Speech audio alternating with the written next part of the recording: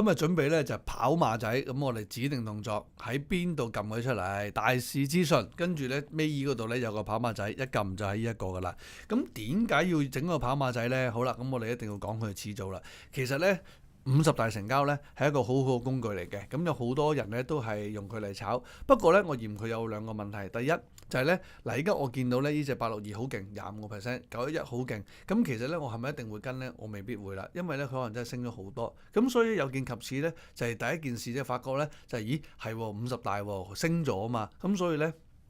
對我嚟講咧，未必一個好大嘅啟示性。第二樣嘢，顧名思義咧，50大啊嘛，香港其實有千幾兩千隻股票咧係玩緊嘅，咁淨係得50嘅話，咁對我嚟講呢個意義咧又好似唔係好夠喎，係咪？咁所以咧有見及此，我哋就做咗個跑馬仔，希望就係咩咧？一隻股票咧，當佢嘅成交啊或者升幅咧係開始大嗰陣時候，譬如好似呢啲股票咁。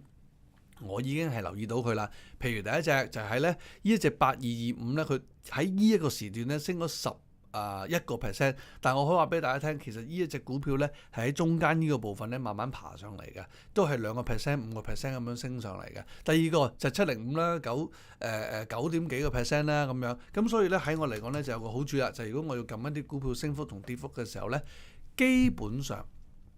我哋係及早咧知道一啲當炒股嘅，咁嗱今日咧喺呢個即市裏邊咧當炒股度咧唔係有太多例子，咁但係咧我都盡量去揾俾你哋。嗱，譬如呢度有隻8152，其實你會見到咧有兩個地方咧都係有着咗色嘅，即係個意思係咩咧？呢一隻股票咧，其實佢喺兩個時段咧嘅升幅咧都上過榜，即係話呢隻股票咧係有少少傾向咧，就係即係個升幅咧係開始湧上嚟嘅。咁即係話第一個留意到嘅就係呢隻咧8152咧已經係有啲異動啦。好啦，第二個玩法係咩咧？有啲成交量嘅地方。嗱，呢一隻咧成交量咧會見到嘅136呢一隻股票咧，嗱第一次、第二次、第三次、第四次，佢係4個時段咧已經係上咗榜，仲係排頭位添。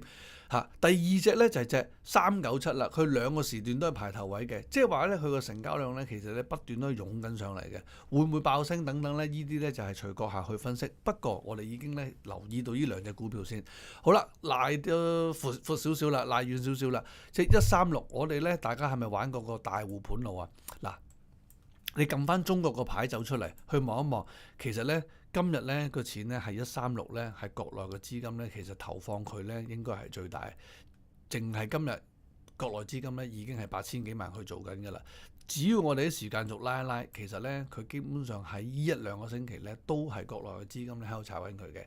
咁所以咧我哋拉遠少少啦，就講咗大戶盤路，其實拼翻嚟講咧係一張圖畫嚟嘅，咁所以咧今日大戶盤路同埋呢個跑馬仔上面咧就呼應咗一啲當炒股同埋邊一個炒緊佢。好啦，咁仲有啲少少資訊嘅，咁你除咗成交量之外，仲有成交額啦，係咪？咁一定係大嗰批噶啦。咁不過嚟講咧，都會睇下唔一定係騰訊同匯豐嘅。今日當炒咧係新鴻基。同埋咧就恒大，好啦，咁啊跟住咧就係成交量啦，係嘛？咁你會見到呢啲咁嘅股票咁樣嚇。